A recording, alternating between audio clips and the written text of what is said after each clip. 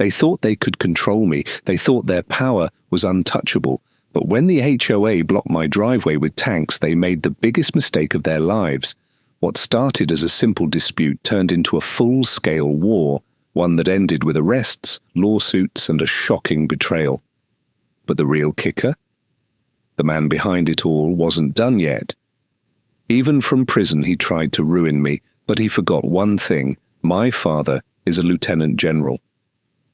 Before we start the story, comment below where in the world you're watching from, and if you enjoy stories like this, don't forget to subscribe so you never miss a new one. I had no idea moving into my dream home would turn into a full-blown war zone. The neighborhood's HOA was already a nightmare, constantly sending fines for things like wrong mailbox color or grass too tall by an inch. But this time, they crossed the line. One morning, I drove back home from work only to find my own driveway completely blocked, not by cars, not by cones, by military tanks. I slammed on the brakes, my jaw nearly hitting the steering wheel. Tanks? Who the heck does that? A couple of HOA board members stood there smirking, arms crossed like they were some kind of war generals. One of them, a bald guy with sunglasses, stepped forward. "You can't enter," he said, grinning. "Your house violates our new construction rules. Until you comply, you stay out." I stared at him. "You're blocking me from my own home with tanks. Are you insane?" He shrugged. "Rules are rules." At that moment, I knew they had messed with the wrong person. What they didn't know, my father is a lieutenant general, and he does not take kindly to bullies. I pulled out my phone, my hands shaking, not from fear, but from pure rage. If the HOA wanted a fight, they were about to get one. I called my dad. It took only 2 rings before he picked up. "Hey, kiddo, what's up?" he said, in his usual calm but commanding voice. "Dad," I exhaled sharply, trying to keep my anger in check. "The HOA just blocked my driveway with tanks." Silence. Then in a voice that sent chills down my spine, he asked, "Did you just say tanks?" "Yes, real tanks. They won't let me into my own house." I heard him take a deep breath. Then he spoke in that deadly calm tone he used when things were about to get serious. "Stay right there. I'll handle it." Before I could ask what he meant, he hung up. I looked up at the smug HOA board members who were still watching me like I was some kind of joke. "Oh, you're calling backup?" Bald sunglasses guy sneered. "Go ahead. Call whoever you want. We run this neighborhood." I smirked. You have no idea who's coming. 30 minutes later, a loud roaring sound filled the air. At first, the HOA members ignored it, but then a convoy of actual military vehicles turned onto my street. Leading them? My father. He stepped out of a massive armored military truck, wearing his full uniform, stars gleaming on his chest. His presence alone sent a shockwave through the crowd. "Who is in charge here?" he barked. Bald sunglasses guy, who had been so confident just moments ago, suddenly looked pale. He stammered, We were just enforcing the HOA rules, sir." My dad didn't even let him finish. He turned to one of his officers. "Secure the area," he ordered. Suddenly, real soldiers started moving in. Within seconds, the HOA's fake military blockade looked like a joke compared to the actual trained professionals now surrounding them. Then my dad turned back to me. "Go inside, kid, you're home." I walked past the stunned HOA members, smirking as I made my way to my front door. The look on their faces was priceless, like they had just realized they were playing checkers while my dad was playing 4D chess. But I wasn't done yet. Oh no, these people had made my life miserable for months, and I wasn't about to let them off that easily. Just as I reached my porch, I turned around and said, "Oh, by the way, you guys might want to start packing your bags." Bald sunglasses guy gulped. What do you mean?" My dad crossed his arms. "Blocking someone's private property with unauthorized military vehicles? That's not just illegal, it's a serious federal offense." One of my dad's officers stepped forward, holding a stack of legal documents. We've already filed an official complaint with the city and the governor's office. The HOA board is under investigation for abuse of power and unauthorized use of military equipment. Another officer smirked. Oh, and did you guys know that impersonating military personnel can land you 5 years in prison? The HOA board members looked like they were about to faint. Some of them tried to stammer out excuses, but my dad just raised a hand, silencing them instantly. Then he leaned in close to Bald Sunglasses Guy and said in a low, commanding voice, "You disrespected my kid, you abused your power, and now you're done." Bald Sunglasses Guy looked like he was about to cry. His confidence had completely vanished. The other HOA members shuffled nervously, whispering to each other, probably realizing just how badly they had screwed up.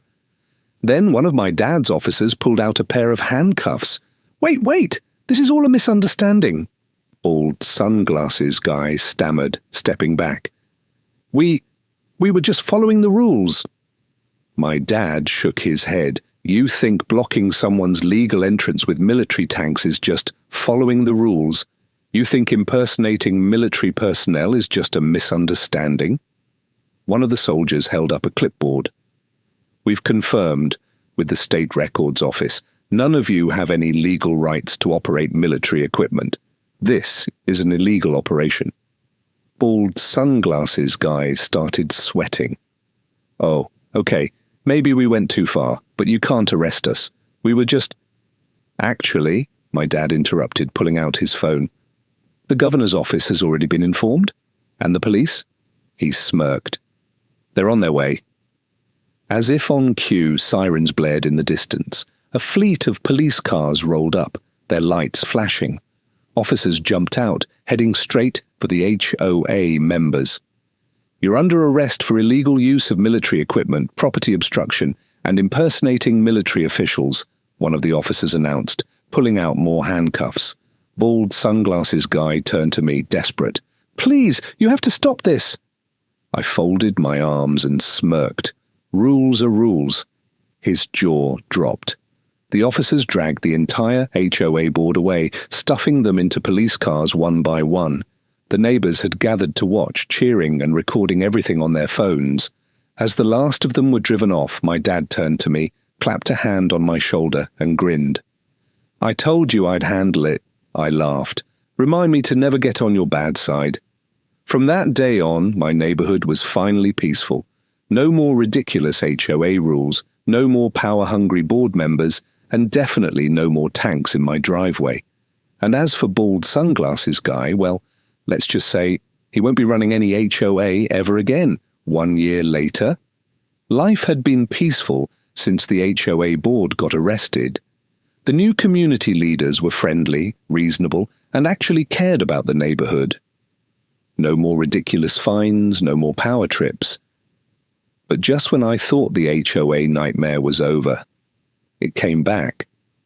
One evening, as I was pulling into my driveway, I noticed something strange. A black SUV was parked down the street, tinted windows, no plates. I frowned. My gut told me something was off. That's when my phone buzzed. It was a notification from my home security system. Motion detected in backyard. I clicked the live feed. 3 men in dark hoodies were sneaking around my fence. My heart pounded. Was I being robbed? I didn't take any chances. I immediately called my dad.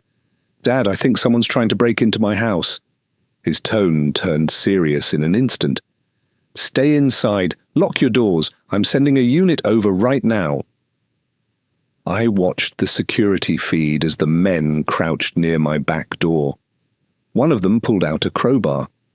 Then, through my camera's mic, I said in the coldest voice I could manage, "Smile for the cameras, HOA." The men froze, busted. Then they bolted, but they didn't get far. Just as they reached their SUV, blinding spotlights lit up the street. Military Humvees screeched to a stop, and soldiers jumped out with their weapons ready. My dad had sent the cavalry.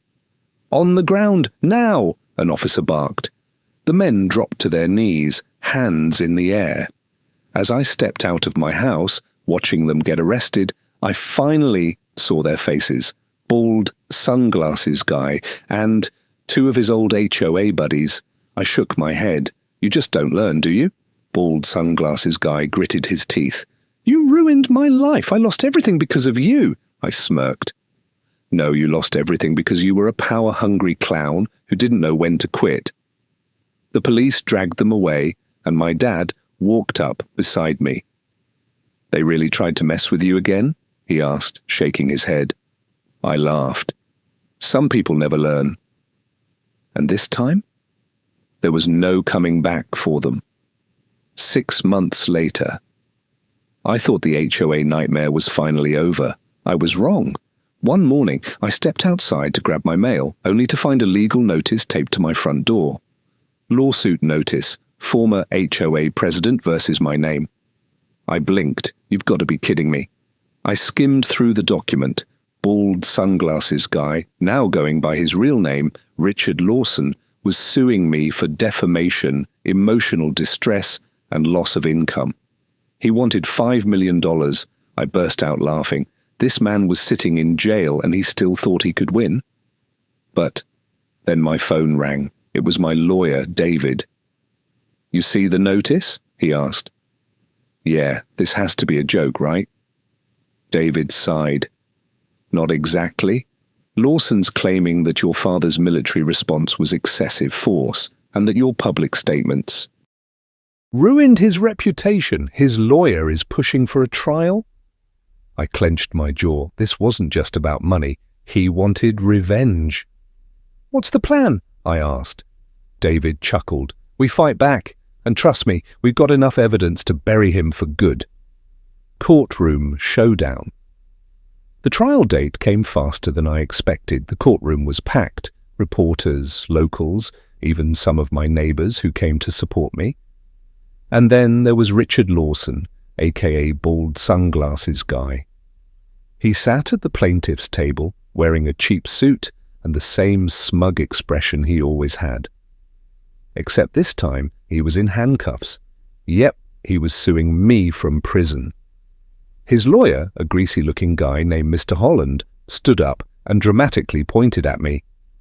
Ladies and gentlemen, my client has suffered immeasurable pain and loss due to the militarized and violent response ordered by the defendant's father.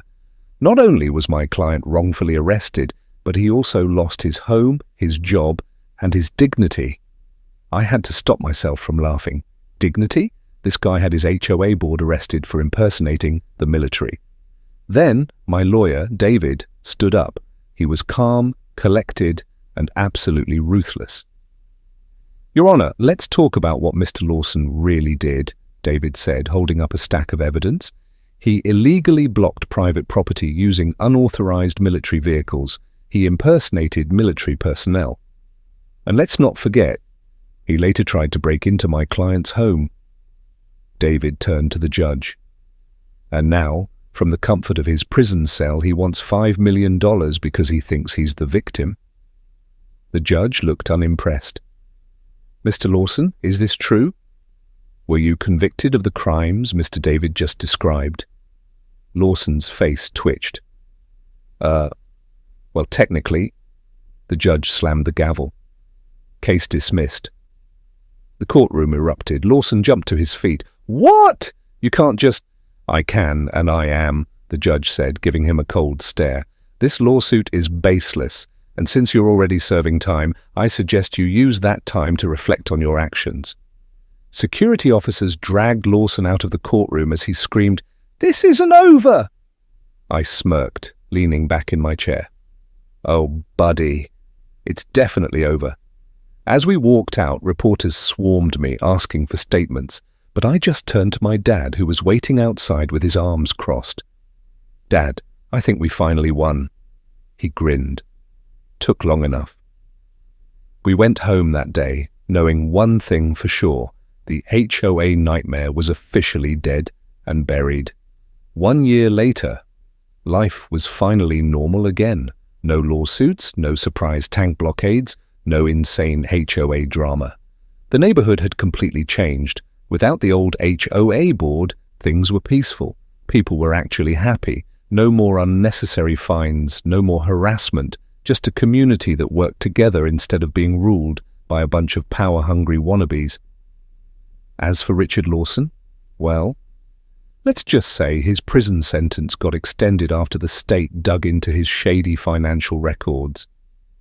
Turns out he had been embezzling HOA funds for years. The last I heard, he wouldn't be seeing the outside world anytime soon. One evening, I sat on my porch, watching the sunset, when my dad walked up with 2 cups of coffee. He handed me one and smirked. "You know," he said, taking a sip, "for a simple neighborhood dispute, this sure turned into something out of a military operation." I laughed. Yeah, who knew buying a house would turn into going to war? He chuckled, then looked at me seriously. "But you stood your ground. You didn't let them walk all over you. I'm proud of you." I smiled. "Couldn't have done it without you, General." As we sat there, enjoying the peace and quiet, I realized something. This wasn't just about a house or an HOA. It was about standing up for myself. And in the end, I won.